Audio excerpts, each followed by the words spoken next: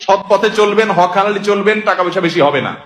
অন্যরা তো দূরের কথা, নিজের আপন মা বাবার কাছেও দাম পাবেন না, ভাই বোনের কাছে দাম পাবেন না, বইয়ের কাছেও হয়তো দাম পাবেন না, ছেলে মেয়ের কাছেও হয়তো দাম পাবেন না, বন্ধু বান্ধবের কাছেও দাম পাবেন না, এলাকার ইমাম সাহেব, খতিব সাহেব, হুজুর সাহেবের কাছেও দাম পাবেন না, কারণ পয়সা নেই।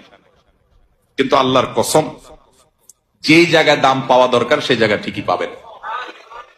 আরশ আজিমের মালিক আপনার অনেক বেশি মূল্য দিবেন। নবী করিম সাল্লাল্লাহু আলাইহি সাল্লাম কতবার এরকম বলেছেন সাহাবীদেরকে, তোমরা কোন জান্নাতি লোক দেখতে চাও? বলি ইয়া রাসূলুল্লাহ, দেখতে চাই। একটা লোক চলে যাচ্ছে সামনে দিয়ে, তিনি জিজ্ঞাসা করেছেন, এই লোকটা সম্পর্কে তোমাদের কি ধারণা? বলি ইয়া রাসূলুল্লাহ, লোকটা খুব সাধারণ একজন মানুষ, এত গরিব, সমাজের এত সাধারণ মানুষ যে এই ব্যক্তি কারোর মেয়ে বিয়ে করতে চাইলে কেউ তার কাছে মেয়ে বিয়ে দিবে না, কেউ তাকে পয়সা হাওলাত দিবে না, কেউ তাকে চেয়ার দিবে না, কেউ তাকে কদর করবে না। আরেক লোক আসছে, নবী করিম সাল্লাল্লাহু আলাইহি সাল্লাম বলেন, এর সম্পর্কে তোমার